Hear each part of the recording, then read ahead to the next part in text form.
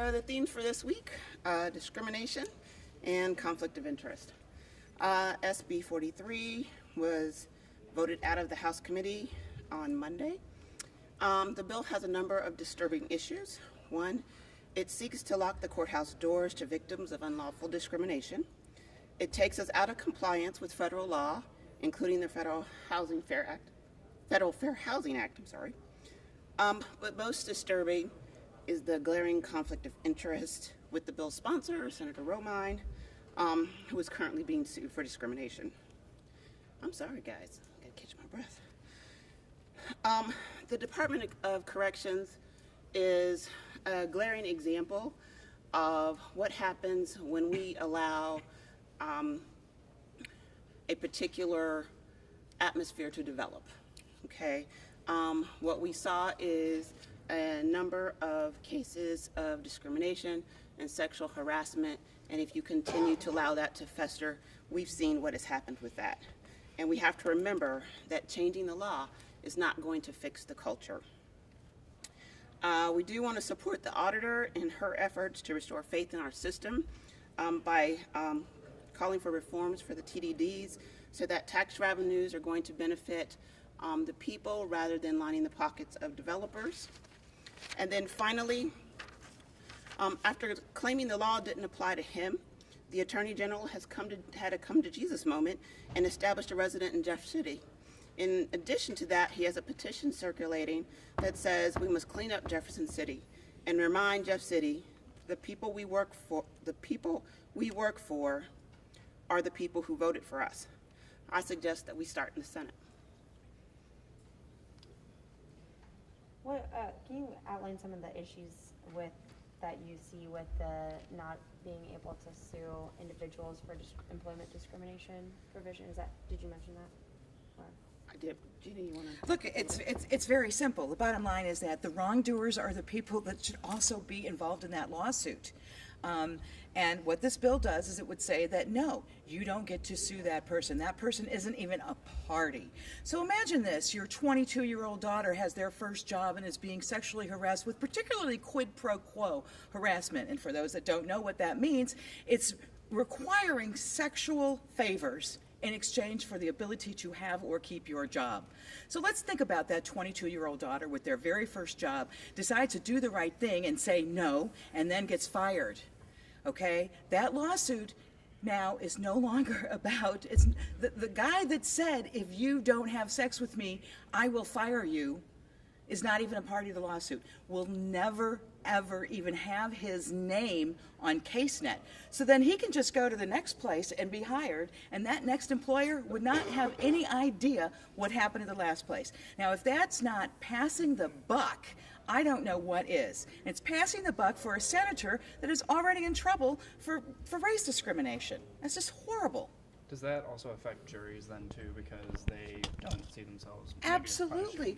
I mean, imagine if you're a juror in that very same situation. What's the evidence that you're going to hear? What are the jury instructions going to look like? Both of which are implicated by Senate Bill 43. But if the only person that you have in front of you is the owner of the business, who might even be like a local person that you love, that you know is doing the right thing, that hires this guy and having no idea what he's capable of. I mean, we saw this in Kirkwood a few years ago with the fellow that had kidnapped the guy, what was his name? Sean, what was his last name? Hornbeck, thank you, who worked at Emo's, okay? So say instead of he kidnapped Sean Hornbeck, he was sexually harassing his female employees for years. The owner of that store clearly had no idea what that person was capable of. And we have owners that don't, and legitimately don't, that reasonably don't. Why should that owner be held responsible? Sean, you know, the guy that does the crime, the guy that does the wrongdoing should be held responsible. Why?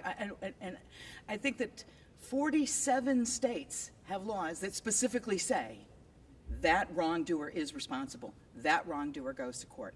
Why would Missouri want to go the other direction?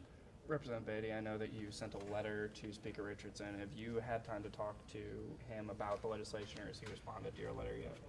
For which legislation? SB 43. He has not.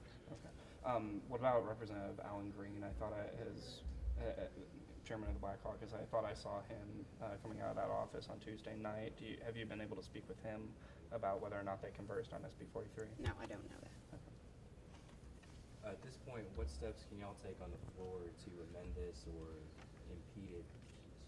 What do you want to do? Well, I think primarily is pointing out just how bad this particular bill is. And I think as we start talking about the issues of housing and really what implication that has, is this going to have a problem on our lower income folks that do the FHA financing? Is it going to have repercussions for our veterans who get VA financing?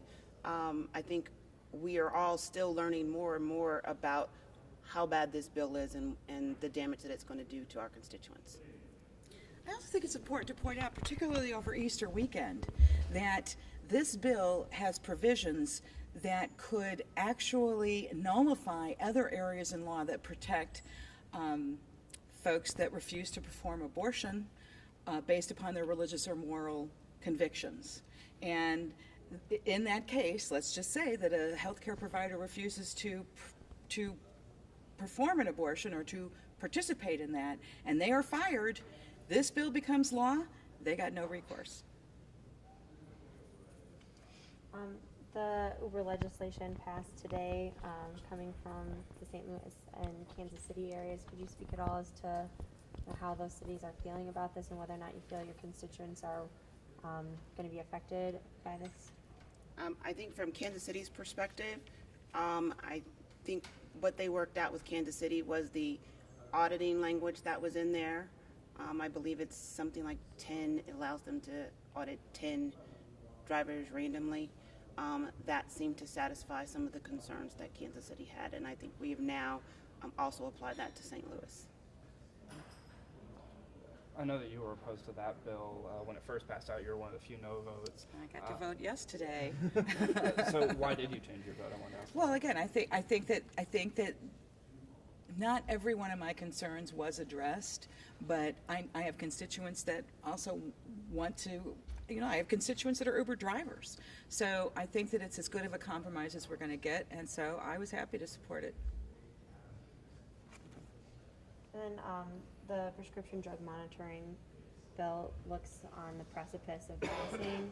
What kind of impact do you think passing this will have not only on Missouri but on the opioid fight and some of the states neighboring us?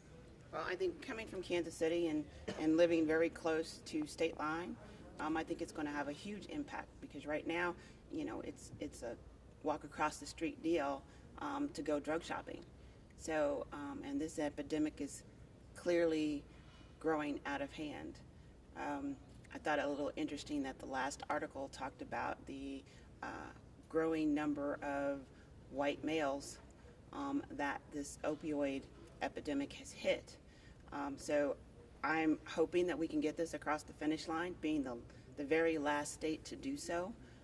But sitting in Missouri and all of our surrounding states having it really leaves us open to folks just walking across the border. When the session wraps up, what do you think Missouri's public education system is going to look like in terms of changes that are going to be made? I'm not sure we know the answer to that. The bill walked out of the House, what they call fully funding. We can argue whether that's true or not. However, it reached over to the Senate and they immediately said that's not going to happen. So I think it's yet to be seen. We'll see what conference committee, what happens in conference committee.